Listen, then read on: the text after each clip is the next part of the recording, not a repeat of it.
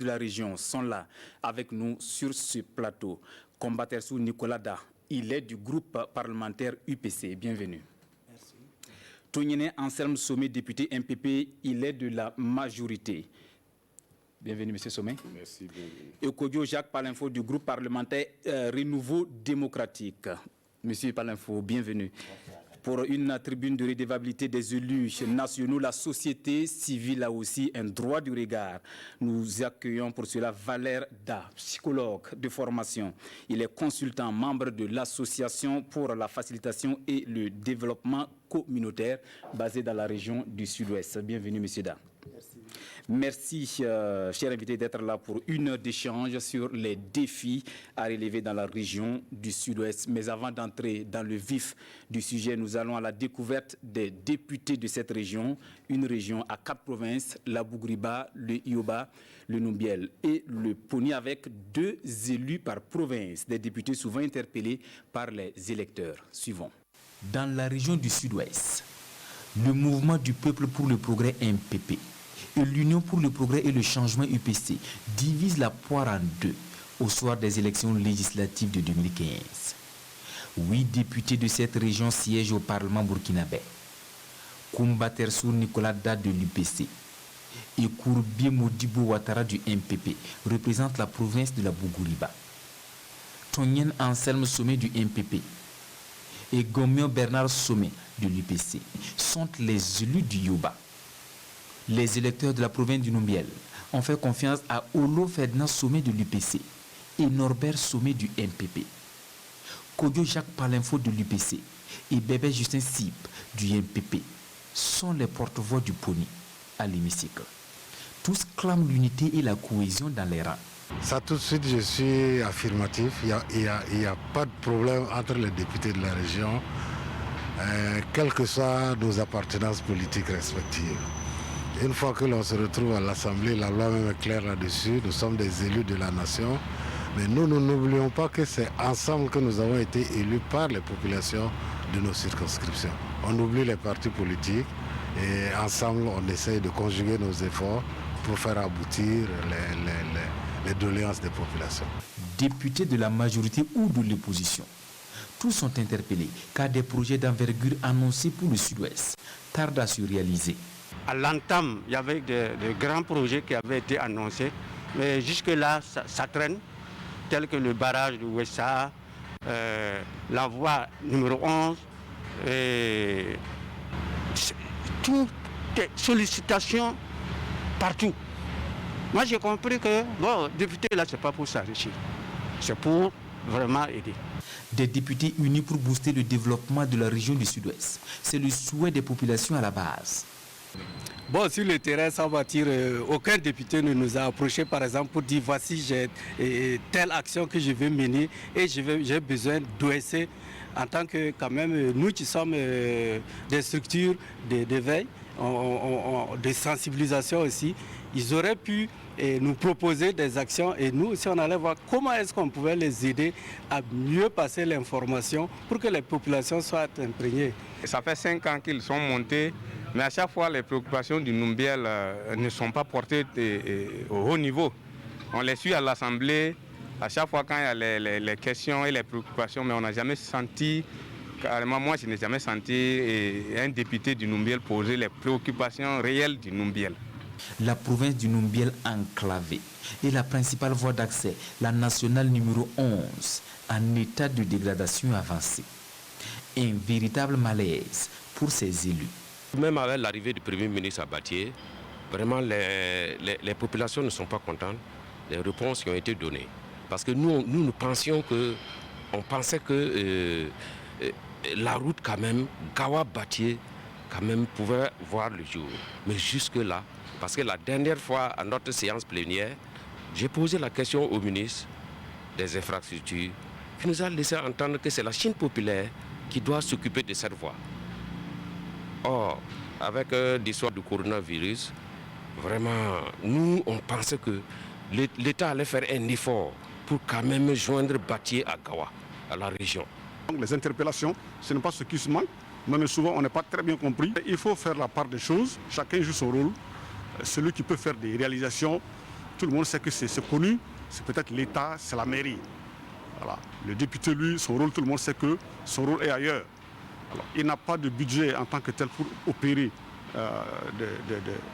des réalisations. Denis n'est pas de cet avis. Voter des lois, consentir l'impôt et contrôler l'action gouvernementale.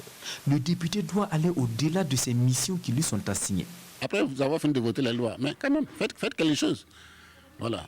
Et même apporter même quelques appuis. Bon, si ce n'est pas l'État seulement, on n'a jamais appris qu'un député a envoyé tant de choses. On apprend que dans d'autres régions, il y a des députés qui font des efforts, hein, qui envoient même des fourrages, des quoi pour leur population. Mais ici, nous tous, on attend que de l'État seulement.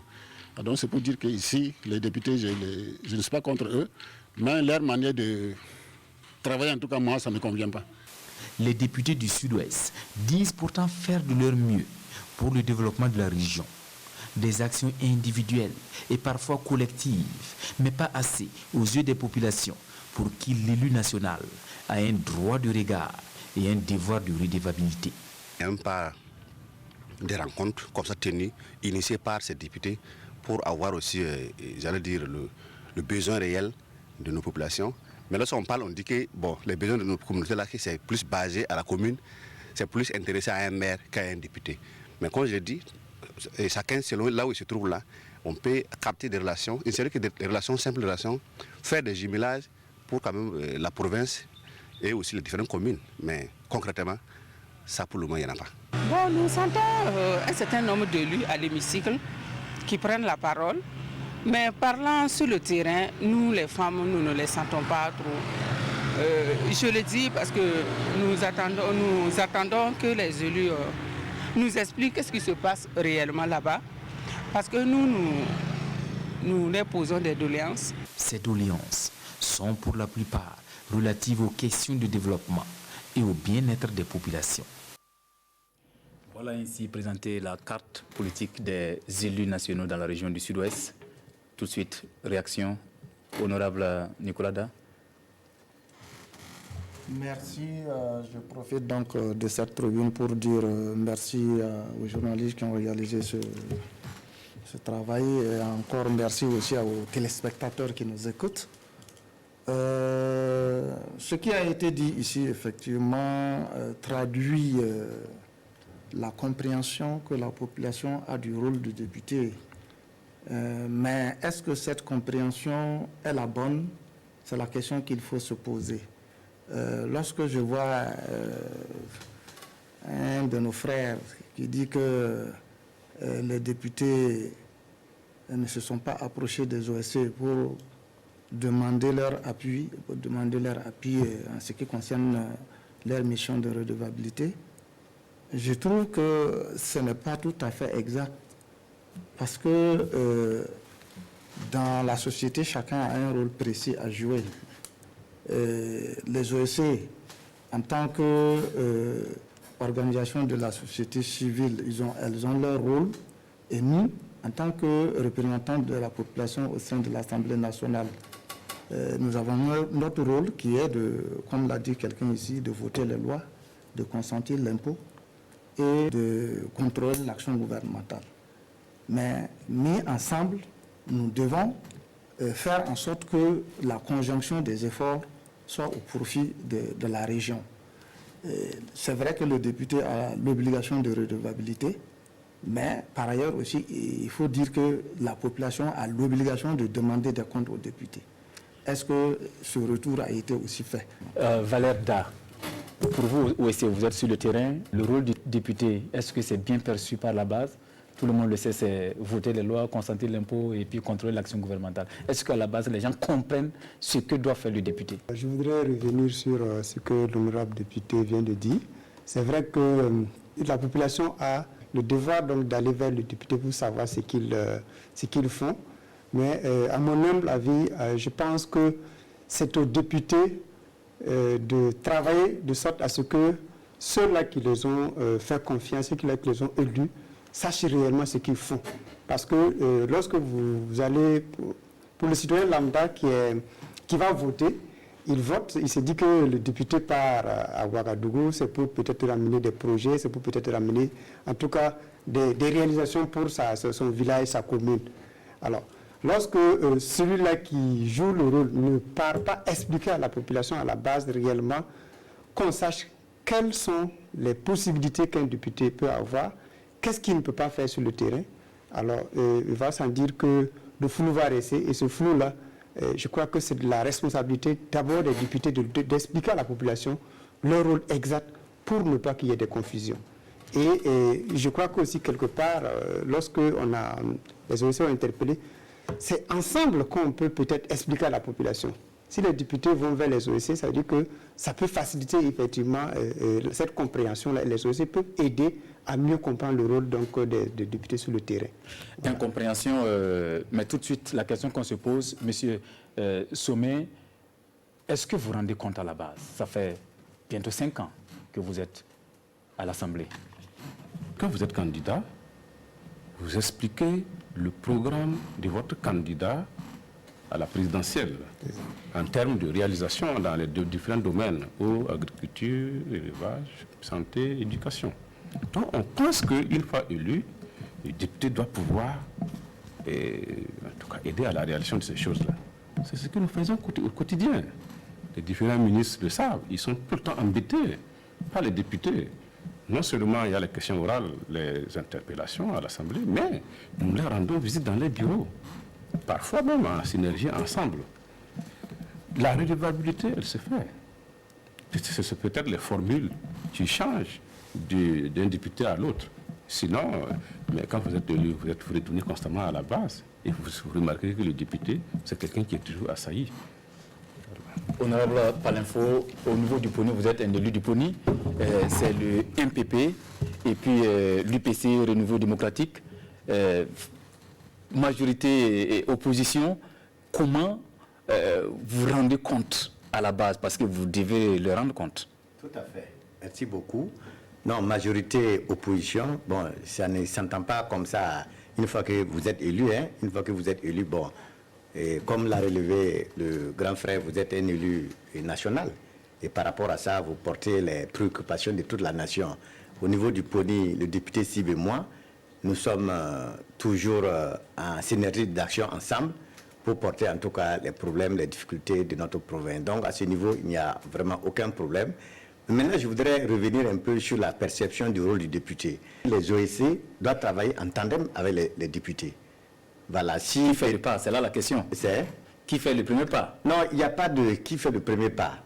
Nous devons travailler en tandem. Si le député peut-être n'a pas cette lecture, je crois aussi que les OEC peuvent approcher le député pour poser les problèmes de la province ou de la région. À son tour maintenant, de les porter au plan national. Donc vraiment, ce n'est pas de qui fait le pas. Moi, je ne vois pas la chose de cette façon. C'est ensemble. Parce que bon, les députés aussi ont leur agenda. Et je pense que bon, tout ce qui a été dit ici, bon, comme ce n'est pas un problème individuel qui est posé, c'est un peu global. Sinon, effectivement, les députés font le retour à la base. Ça, je peux le confirmer. Maintenant, évidemment, peut-être que toutes les associations ne sont pas touchées. Et ça, c'est normal, c'est des préoccupations légitimes, c'est normal. Nous les prenons en compte pour le reste donc, de la mandature. Le doyen Nicolas Da, d'une manière générale, qu'est-ce que le Sud-Ouest pose comme problème de développement? Les députés du Sud-Ouest, je peux le dire ici, lorsque nous sommes arrivés au début de la législature, nous avons convenu ensemble qu'il n'est pas question de partir en rang dispersé. Et nous avons constitué un cadre de concertation pour constituer un groupe de pression sur le gouvernement afin de suivre les politiques publiques élaborées au profit de notre région. Bon, malheureusement, comme l'a dit le préfet Jacques, les agents des uns et des autres ont fait que ce cadre de concertation n'a pas pu fonctionner comme on le souhaitait. Mais nous disons qu'une fois que la population a porté sa confiance en nous, nous avons un devoir de redevabilité. Et notre rôle, c'est principalement suivre les politiques pour que ce qui a été prévu dans notre région soit effectivement réalisé. Nous n'avons pas les moyens de le faire, mais nous avons les moyens de suivre et de faire la pression. Et c'est ce que nous avons toujours tenté de faire. Oui, je reste avec vous. Vous avez été député maire à l'époque. Je me rappelle à l'époque, la redevabilité se faisait par voie de presse, à l'antenne, Radio Gawa, mais également des radios locales. Est-ce que ce n'est pas un moyen d'atteindre un large public? Monsieur Sommet. Bon, je dois quand même dire que la redevabilité, telle qu'on en parle et telle qu'elle est perçue, elle n'est pas perçue de la même manière par les populations. Parce que c'est quoi? Si vous allez rendre compte de votre action parlementaire, c'est-à-dire les lois que vous avez votées, le contrôle du gouvernement et l'impôt, la loi des finances, c'est pas ça qui intéresse les populations. Elles veulent que les besoins, qui sont nombreux, forts et pressants, soient réalisés. Le feedback qui nous est revenu n'était pas positif parce que vous ne vous centrez pas sur les attentes des gens. Les gens veulent que quand vous veniez, vous leur dites il y a eu tant de forages, tant d'écoles, tant de CSPS, tant de kilomètres de routes réalisés. Ce n'est pas notre rôle, c'est le rôle de l'exécutif. Nous ne faisons que suivre et faire des plaidoyers pour que cela se passe. La frontière pour la population est très mince entre l'exécutif et puis le législatif, parce qu'on pense, est-ce que c'est pas aussi, je parle à Valère Da, est-ce que c'est pas aussi la conséquence des promesses en période électorale, parce que pendant la campagne, les politiciens promettent beaucoup. Ah oui, en effet, il faut le dire. C'est vrai que lorsque un député part vers l'électorat, bien sûr, comme l'a dit l'honorable Touniné ici, c'est avec le programme de son président qui présente des projets à la population. Donc, lorsque le député est élu, qui ne revient pas à la base pour dire réellement, voilà, il faut faire la part des choses, voilà le rôle pour lequel je suis élu. Si ce n'est pas clairement défini devant le citoyen lambda, il va s'en dire que le gars va croire qu'effectivement, celui-là qu'on a voté, qui doit nous représenter, parce que quand même c'est des élus nationaux et des élus de la province, donc on s'attend à ce qu'il y ait beaucoup de choses de ces gens-là. Alors donc, si la communication n'est pas établie de sorte à ce qu'on fasse la part des choses, l'attente sera toujours grande. Alors, mais si le député arrive à expliquer à la population qu'en réalité, mon rôle n'est pas de venir donner des forages, mais mon rôle c'est de contrôler l'action de l'État, je crois que quelque part, ça va éviter donc ces incompréhensions-là. Sinon, tous les députés en campagne, chacun essaie de faire miroiter. Et lorsque la campagne finit, ben, c'est de bon ton que les populations, en tout cas, attendent des choses de ces députés-là. Pour les citoyens, la politique au service du développement, allons à la découverte des potentialités de la région du Sud-Ouest. Elle a presque tout pour booster son développement, mais reste enclavée. Les pesanteurs socioculturels freinent également le Sud-Ouest dans son élan de développement. Suivons. Un homme à double casquette, maire de la commune de Périgban, Denida, est aussi un entrepreneur agricole de la région du Sud-Ouest. Au niveau des semences, c'est que l'État accompagne. Au niveau des intrants, l'État accompagne. Au niveau des matériels agricoles, l'État accompagne. Alors donc aujourd'hui, il faut dire que l'État accompagne, mais c'est aujourd'hui que vraiment nous n'avons pas de gens qui s'intéressent beaucoup à la terre. Moi-même en tant qu'acteur, je constate que, en tout cas au Sud-Ouest, les gens n'ont pas compris l'utilité de la terre. Un faible engouement pour l'activité agricole en pays lobby.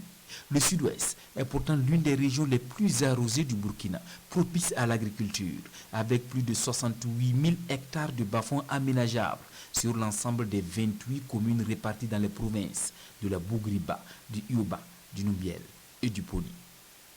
Ici, la nature est généreuse, mais le Sud-Ouest, ce n'est pas que l'agriculture.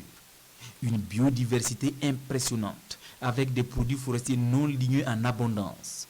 De par sa situation géographique, cette région de 16 533 km², limitée à l'est par le centre-ouest et la République du Ghana, au nord par les hauts bassins, la boucle du Mouhoun et une partie du centre-ouest, et au sud par la République de Côte d'Ivoire, fait du sud-ouest une zone de transhumance et de transit de bétail.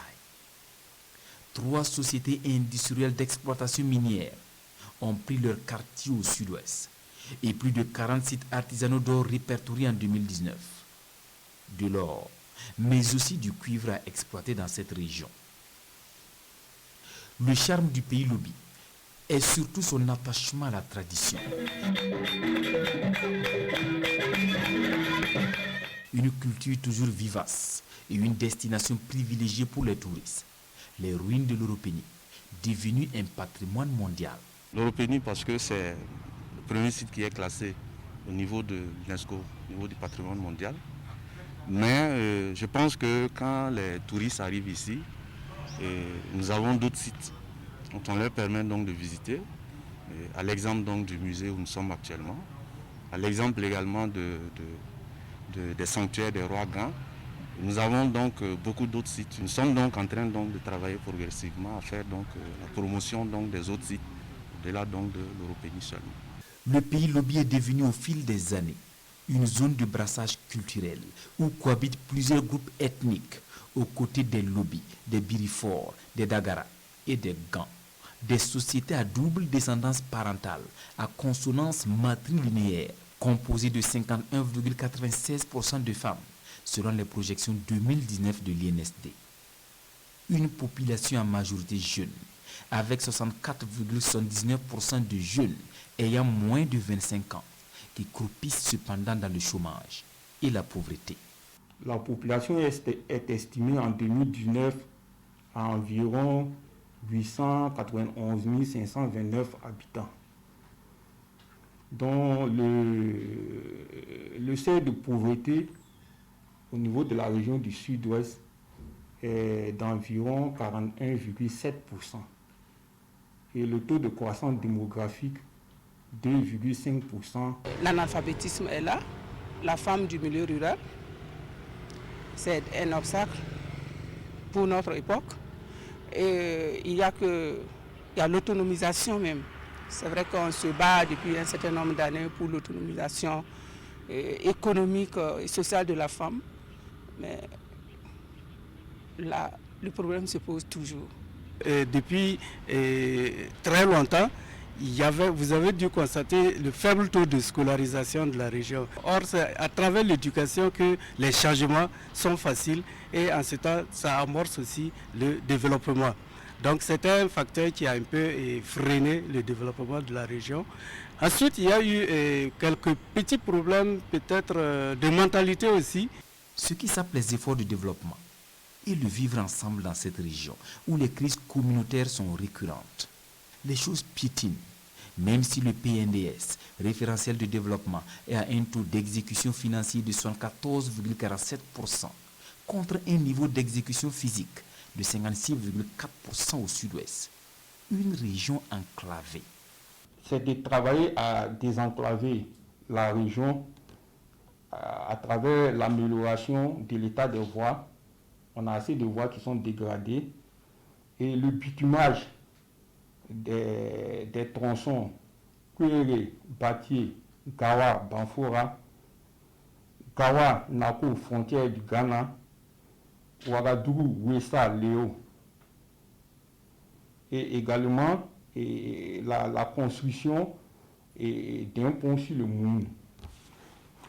Il y a également au niveau de l'énergie la construction des barrages hydroélectriques et des barrages hydro-agricoles. Si on arrivait à réaliser ces investissements-là, je pense que de façon optimale, là, le développement de la région serait satisfaisant. La première difficulté, c'est l'accessibilité. Ça veut dire que lorsque on veut envoyer des matériels en informatique, on a un problème. Ça, c'est le premier élément. Le deuxième élément, c'est le marché. Voilà, au niveau de la commune, il est difficile de monter parce qu'on a tendance de faire appel à des compétences ailleurs plus que ceux qui sont ici. On a l'impression qu'on a abandonné la jeunesse. Tout ce que tu fais, et on n'a pas d'accompagnement. on se rend compte que d'autres personnes viennent d'ailleurs, ils n'ont même pas la compétence que nous avons, mais on dirait que c'est un malheur d'être ici. On accompagne, on donne plutôt les marchés ailleurs que ceux qui sont ici, alors que nous faisons notre mieux. Des opérateurs économiques frustrés, faute de motivation malgré les efforts de la Chambre consulaire régionale pour booster le secteur privé. Mais pas question de céder au découragement. Pour son développement, le Sud-Ouest compte bien sur le Conseil régional et ses partenaires avec l'accompagnement du gouvernement burkinabé. Le Sud-Ouest a tout, mais jusque-là, le Sud-Ouest reste une région enclavée. D'abord, on parle des questions de route. Monsieur Palenfo, vous avez été aux côtés du chef du gouvernement lors de sa tournée dans la région du Sud-Ouest. Qu'est-ce que la population du Sud-Ouest a dit au chef du gouvernement? Merci beaucoup. Non, en fait, les préoccupations qui sont posées par les populations sont légitimes. Sont légitimes parce qu'il n'y a pas de développement possible s'il n'y a pas de bonne route. Pour celui qui produit, par exemple, les ignames à Kbéré, on a vu tout à l'heure l'image sur la voie de Kbéré. Comment fait-il pour les transporter jusqu'à Batié et de Batié jusqu'à Gawa et pourquoi pas jusqu'à Ouagadougou? On rappelle que l'IAM, la région du Sud-Ouest, c'est la première. Voilà, en réalité, nous n'avons pas été ingénieux en organisant la fête des ignames et Léo nous a dévancé. Sinon, la région du Sud-Ouest est la première région productrice d'ignames. Mais il n'y a pas de route. Il n'y a pas de route, c'est ce que j'étais en train d'expliquer. Effectivement, lorsque le Premier ministre était en tournée, et nous lui avons posé beaucoup de préoccupations. Mais avant ça, il avait été interpellé à l'Assemblée, notamment sur la question des routes, la RN11. Et effectivement, quand il est venu à Gawa, moi j'ai approché le ministre des Infrastructures. Il m'avait dit que le 14 février, je crois, il devait rencontrer l'entreprise chinoise qui avait été sélectionnée pour donc la construction de cette route. Malheureusement, comme vous le savez, Corona est venu et donc a bouleversé tous les plans donc, de développement. Mais nous avons bon espoir que toutes les voies qui avaient été donc identifiées par le gouvernement pour donc les réaliser, nous continuons donc de l'interpeller afin qu'il le fasse, parce que sans ces routes-là, il sera difficile économiquement pour le Sud-Ouest de se développer. Et ensuite, par rapport à la richesse donc de nos terres, il y a un phénomène qui est récurrent depuis peut-être plus de 60 ans. C'est notre proximité qui est un atout avec la Côte d'Ivoire et le Ghana, mais en même temps aussi un problème. Tous nos bras valides là partent en Côte d'Ivoire et au Ghana. Alors que nous avons des possibilités. L'exemple de Dadeni est là, l'exemple de Nan Palenfo Domo est là, un grand producteur agricole qui a accepté, qui a réussi et qui est un modèle. Mais bon, malheureusement, on essaie de sensibiliser la jeunesse, mais quelquefois ce n'est pas facile. Mais nous continuons parce que notre développement passe forcément par l'action des jeunes. La jeunesse du Sud-Ouest fuit ses propres terres, ne les exploite pas. Valeur d'art sur le terrain, c'est le constat que vous faites assurément, mais à qui la faute? Pourquoi ce désintérêt pour l'activité agricole? Il faut dire que pour le Sud-Ouest, on doit répondre à ces trois questions-là. D'où nous venons, qui nous sommes et où nous voulons aller. Je crois que, vous savez, si aujourd'hui la jeunesse ne s'intéresse pas, c'est aussi dû à l'histoire, notre proximité avec les deux pays, qui devrait être un atout, et parfois devient quelque chose, en tout cas, qui handicape véritablement. Parce qu'on a toujours envie d'aller ailleurs pour exercer, pour chercher ce qu'on a sur place. Vous verrez que quand ils vont en Côte d'Ivoire ou ils vont au Ghana, c'est pour faire les mêmes travaux, sinon moins que ce qu'ils pourraient faire ici pour avoir quelque chose. Donc il y a cette question-là qu'il faut qu'on arrive à créer le déclic pour que les jeunes comprennent que même étant au Burkina et particulièrement au Sud-Ouest, on peut réussir.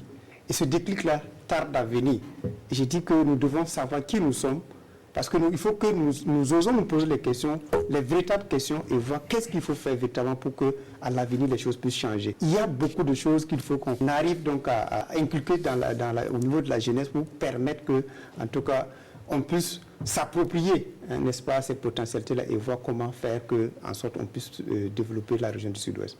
Honorable Da, le seuil de pauvreté a franchi la barre de 40%. Est-ce que ça vous étonne? Oui, ça ne m'étonne pas parce que au regard de ce qui a été dit ici, des blancs valides qui s'évadent en Côte d'Ivoire, au Ghana, des terres riches qui sont là, qui ne sont pas mises en valeur. Mais il faut dire que tout cela c'est attribué à la culture. Parce que pourquoi ces jeunes vont ailleurs? Parce que c'est lié à notre culture. Un jeune qui travaille dans le champ de son père n'est pas rétribué. Alors, il se fatigue et à la récolte, c'est son père qui vend et lui, il n'a rien dans le compte. Donc, il a tendance à aller faire la même chose ailleurs où il sera rémunéré. Donc, c'est ça qui fait que, bien que nos terres soient très, très fertiles, mais nous n'avons pas de bras pour les mettre en valeur. Mao Tse-tung, quand il était président de la Chine, a utilisé cette valeur humaine-là pour développer la Chine. Il disait en son temps, une bouche mange, mais deux bras qui travaillent. Mais nous, présentement, on a une bouche qui mange et deux bras plutôt qui demandent. Notre développement a un problème sur le plan culturel. Ça a beaucoup plus d'incidence sur la culture a beaucoup plus d'incidence sur le développement que tous les autres aspects que nous voyons. Mais est-ce que ce n'est pas aussi dit à notre politique pour pouvoir retenir les jeunes? On voit beaucoup de projets dans les tiroirs. On parle par exemple de la Bougriba, le barrage de la Bougriba, on parle du Numbiel et tout récemment, le barrage de Wessa qui reste toujours dans les tiroirs. Est-ce que ça ne favorise pas le fait que les jeunes ne sont pas sur place, honorable Sommet?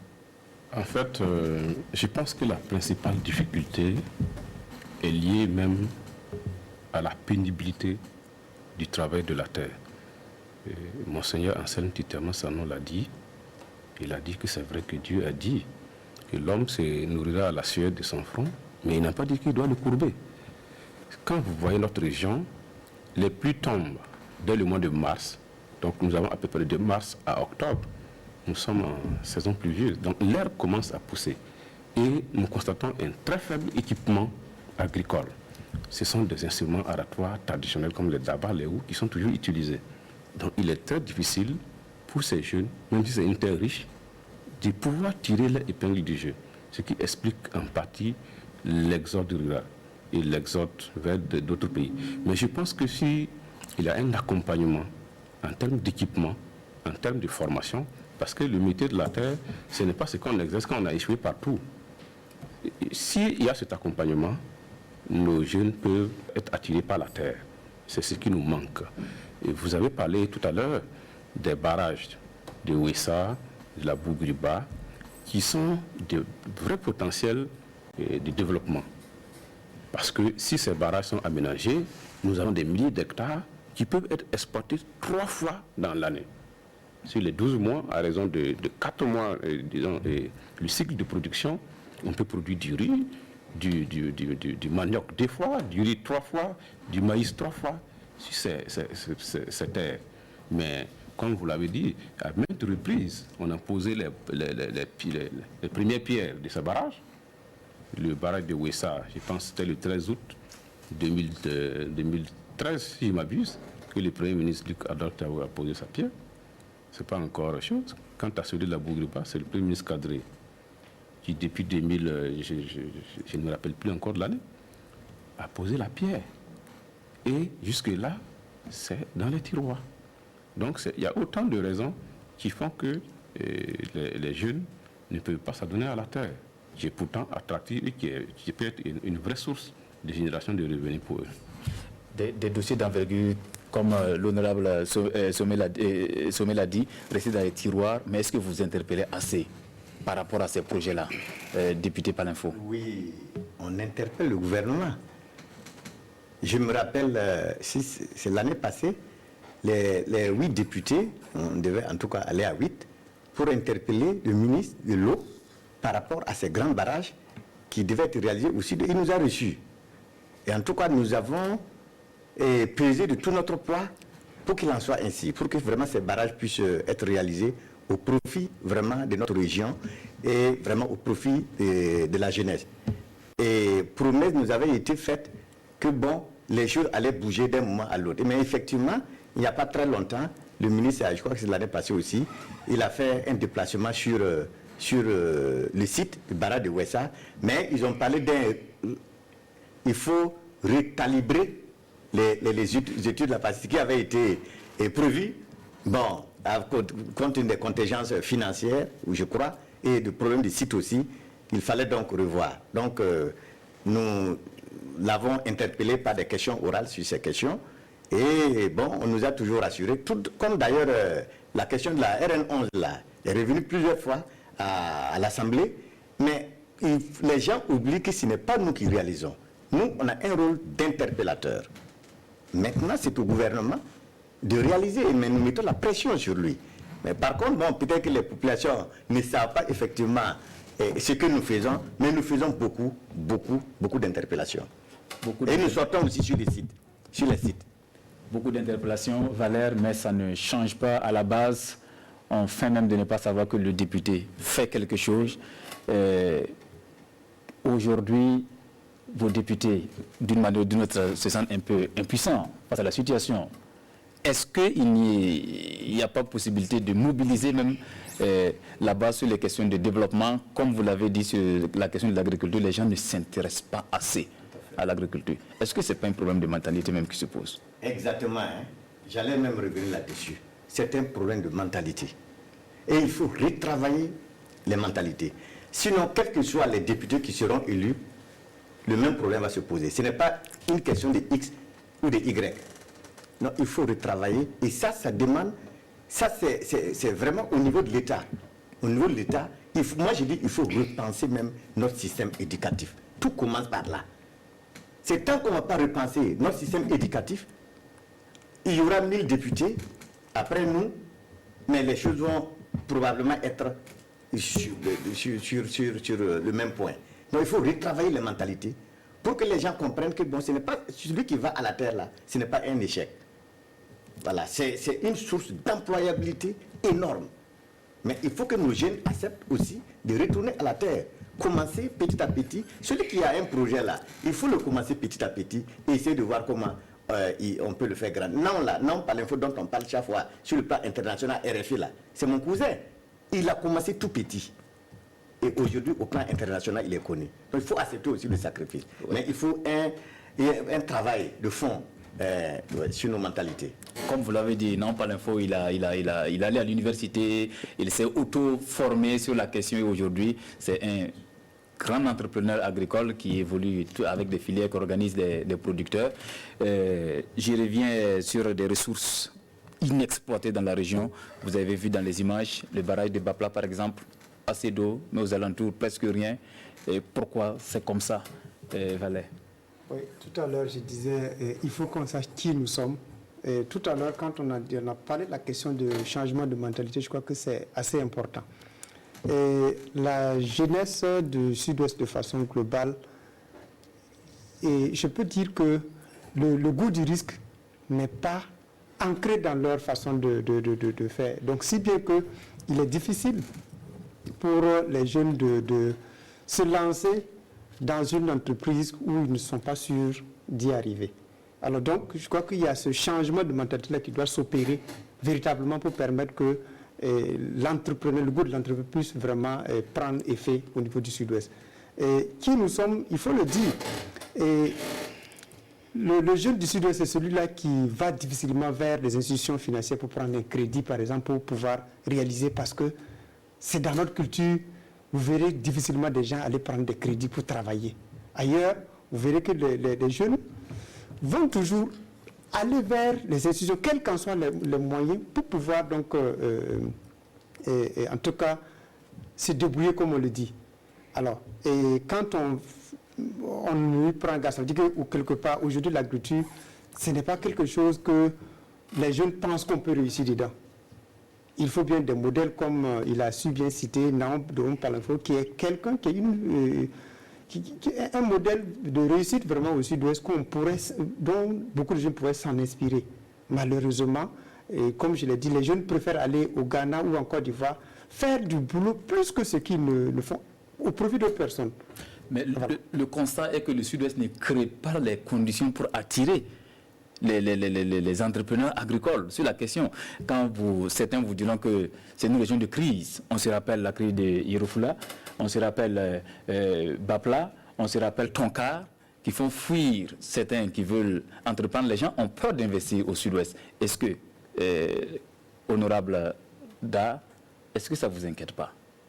Enfin, mais je crois que les crises que vous avez citées, comme toute crise, compromet le développement, ça c'est sûr, mais ce n'est pas des crises qui sont liées à la mauvaise organisation du terroir.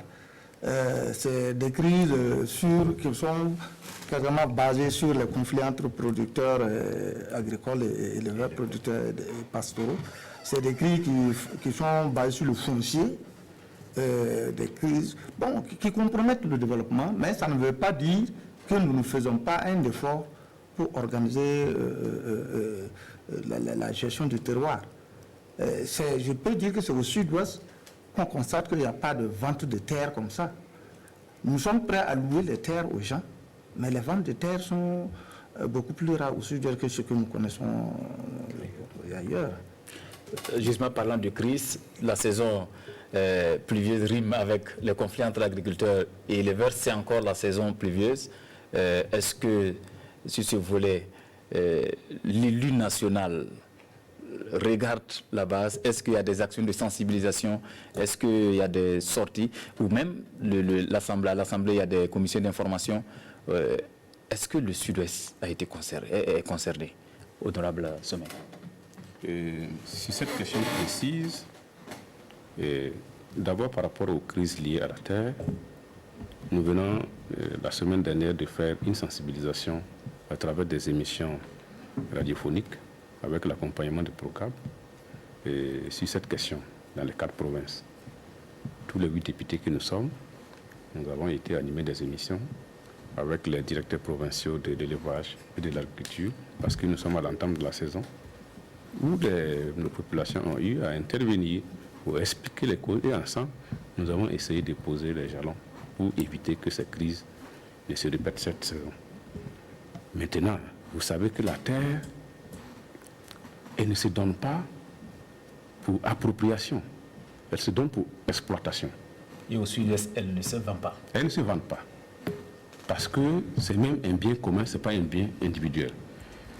Mais lorsque la terre est donnée pour exploitation et que par la suite on constate des tendances d'appropriation, ça ne peut que susciter des crises.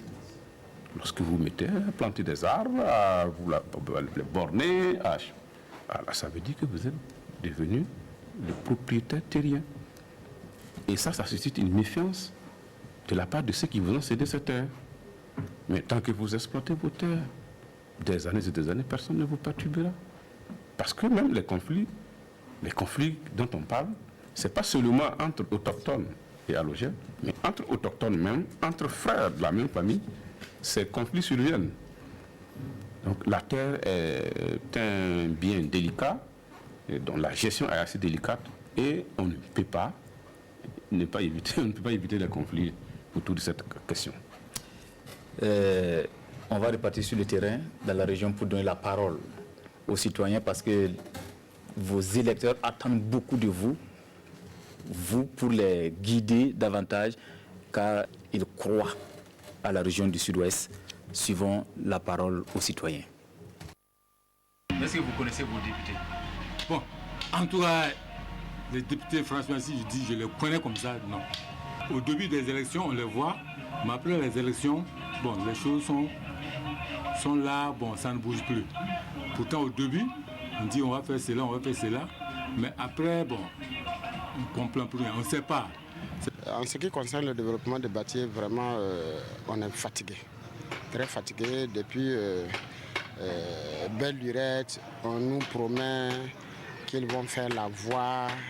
Nos députés qui partent à l'Assemblée, il n'y a pas de retour. Et finalement, à notre niveau même, on n'est pas solidaire. On sait qu'ils sont là, on les voit à la télé. Au moins, s'ils n'ont qu'à regarder, on a trop duré. Ils n'ont qu'à gouiller. Ils vont arranger notre seule voie à nous donner.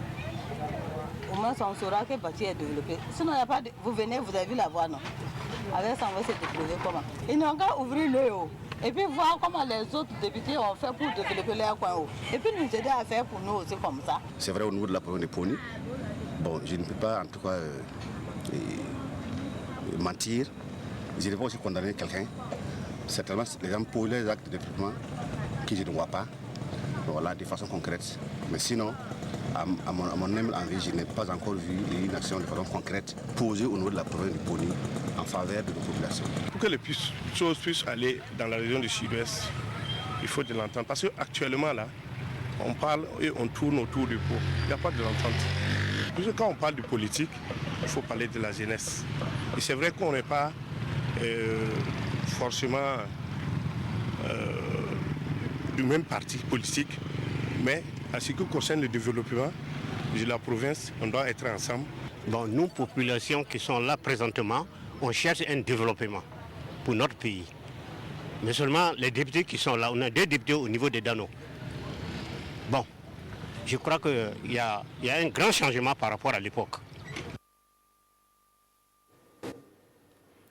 Un grand changement par rapport à l'époque, c'est du point de vue des anciens, mais la jeunesse, pour la jeunesse, les choses piétinent. Encore, vous l'avez suivi, parce qu'il n'y a pas de cohésion même au sein de la population dans la région du Sud-Est. Valère, réaction par rapport à ces témoignages? Je pense que c'est vraiment le fond du fond du cœur que les gens ont parlé, et c'est tout à fait normal. Et moi, je me réjouis ici sur ce plateau d'apprendre que les députés, à l'attente de leur mandat, ont mis en place un cadre de concertation. C'est tout ce que la population veut. Parce que qu'est-ce qui se passe? Lorsque les problèmes sont portés, et les problèmes de la région sont portés par tous les députés, il y a de fortes chances que ces problèmes-là puissent en tout cas avoir des pistes de solution. Mais si c'est individuellement que chacun veut, parce que je veux être réélu ou bien que je veux me montrer comme le meilleur député, c'est sûr que ça va être difficile que les choses, en tout cas, puissent être entendues. Et le souhait de la population, c'est que les questions cruciales, aujourd'hui on parle de la RN11, si cette voie-là arrive à voir le jour, la région du Sud-Ouest va se développer inéluctable, parce que dans tous les cas, c'est une voie qui va donner accès à 2 pays, j'allais dire, le Ghana qui est là et la Côte d'Ivoire qui est là. Alors donc, forcément, lorsque les problèmes sont portés par l'ensemble des députés, parce que c'est des préoccupations de la population, je crois que quelque part, ça peut avoir son pesant d'or. Mais individuellement, parce que je suis ici de tel parti, ou bien que je suis de tel bord, ou bien je suis de telle commune ou de telle province, et que quand il s'agit donc, parce que quand on parle de développement, je crois que ça doit être un développement holistique. On doit parler ensemble. Lorsque chacun veut individuellement essayer de creuser, je crois que c'est ça qui fait qu'on ne peut pas y arriver. Et malheureusement, au Sud-Ouest, nous excellons dans ce genre de figure. Chacun veut taper la poitrine pour dire que c'est moi, c'est moi. Et dans ce moi-là, vous verrez que l'entente dont le jeune vient de faire cas pose problème. Donc c'est demander aux différents honorables là de mettre de côté leur c'est moi et voir comment ils pourront travailler main dans la main, parce qu'il y a des grandes préoccupations un peu partout. Dans le Numbiel, on pourra parler de la RN11. Dans le Yoba, on pourra parler d'autres pistes qui sont encore, ou du barrage de Ouessa qu'on pourrait voir. À la Bougouriba, ainsi de suite, au Poli. Donc il y a plein de questions comme ça sur lesquelles les députés peuvent s'unir et poser ça. Et lorsque c'est fait comme ça, à la base, on se dit, ben, tiens, effectivement, ils nous reprennent valablement. Mais lorsque chacun va poser, et pour repartir dire à la base que c'est moi qui ai parlé de la question de la route, ou que c'est moi qui ai parlé de la question du barrage, vous verrez que c'est comme si les gens le disent. En fait, les actions peuvent se mener, mais sur le terrain, on ne sent rien. Parce que moi, je vais repartir juste pour dire à ma base que c'est moi qui ai fait ça. Mais lorsque c'est porté en groupe, quelque part, on peut sentir qu'effectivement, nos députés travaillent et qu'ils se battent pour les questions donc, de développement de la région. Poser des actions communes, le collectif donc, au détriment de l'individuel, il faut le dire ainsi. Honorable Sommet, est-ce que vous, politiciens, vous pouvez mener des actions ensemble sans qu'il n'y ait de calcul politique derrière? Bon, je crois que nous avons cité plusieurs exemples d'actions que nous avons essayé de mener ensemble pour faire aboutir certaines choses. Nous avons parlé des barrages, la question des routes dont on parle, la question des... Nous nous concertons et souvent nous allons voir les ministres ensemble pour poser ces problèmes. Parce que quand on fait une route, ce n'est pas pour que X ou Y suivent, c'est un bien commun, c'est pour le développement de la province de la région. Et nous n'avons intérêt qu'à travailler ensemble. Maintenant, quand vous parlez de calcul politique, ce n'est pas des choses qu'on doit exclure sur le terrain politique. Parce que c'est vrai que vous travaillez au développement de la région, mais de manière sous-jacente, chacun aussi défend sa chapelle politique. Donc c'est des choses humainement qu'on ne peut pas exclure totalement. Mais ce n'est pas ça qui est mis en avant. Voilà, il faut le dire, ce n'est pas ça qui est mis en avant. Honorable Koumbatessou Nicolas Da, mener ensemble des actions. Vous l'avez dit au début, vous avez tenté de le faire, mais malheureusement il y a des problèmes de calendrier. Est-ce que c'est toujours d'actualité aujourd'hui? Oui, mais en fait, je dis, le programme que nous avions mis ensemble au départ a connu une mise en œuvre en partie, mais la coordination est toujours là, les députés sont toujours là.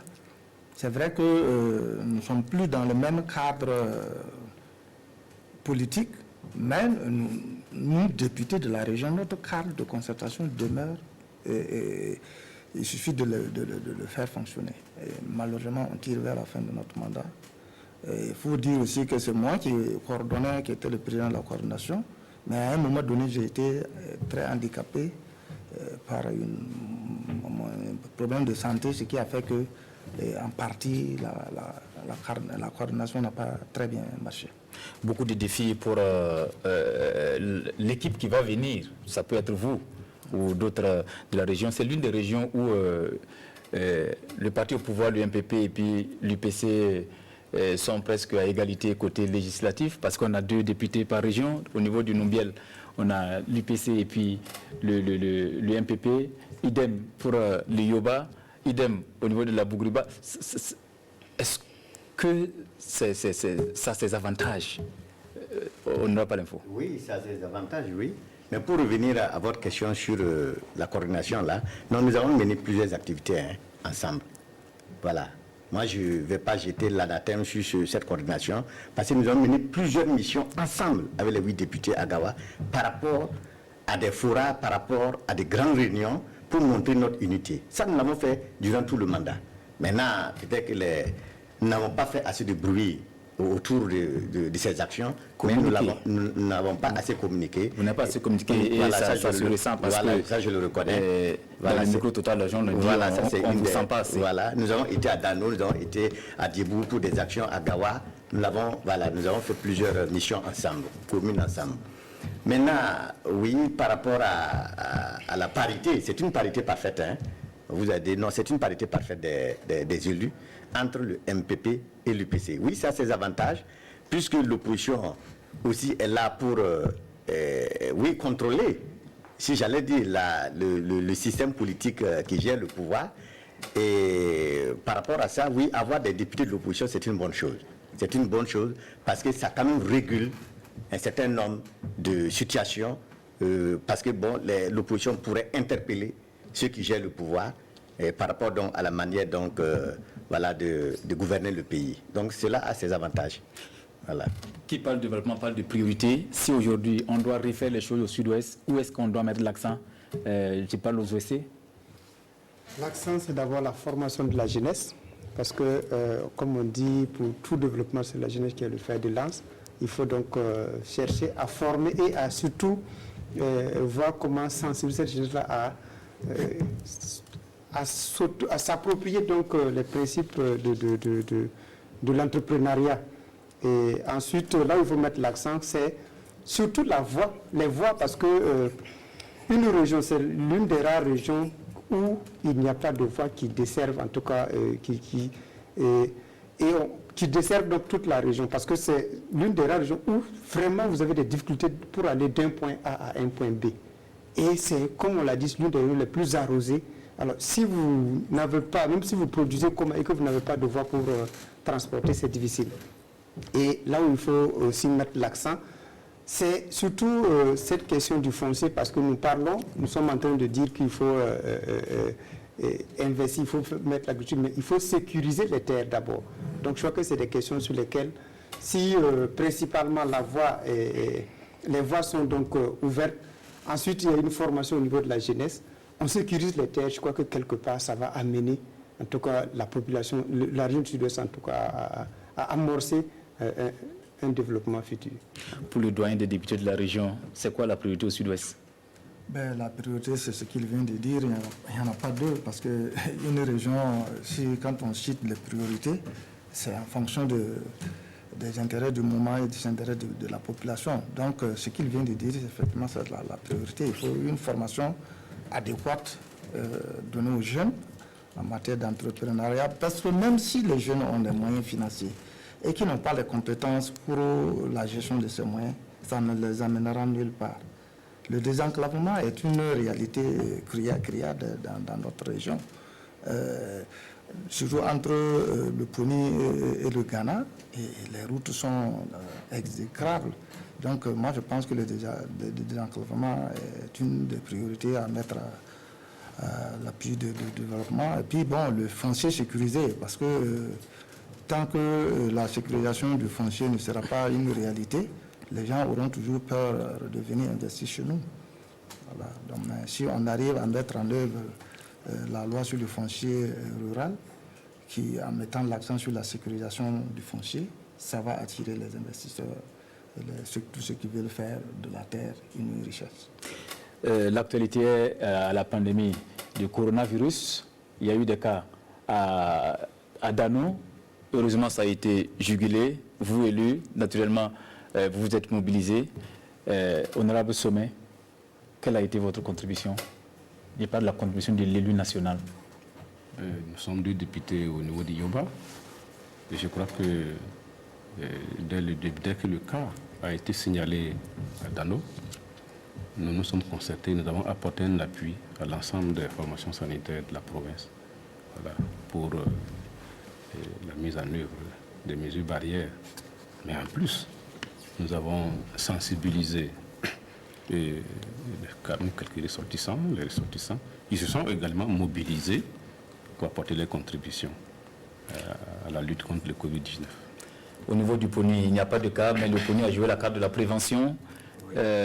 Honorable Palinfo, qu'est-ce que vous avez fait? Bon, je n'aime pas... Parce qu'il faut sensibiliser. Oui, je n'aime pas trop parler de ce que j'ai fait, parce que quelquefois, dedans, il y a un caractère politique, mais bon, l'un n'explique pas l'autre. Hein, oui, voilà. L'honorable Sommet l'a dit. Sommet l'a dit.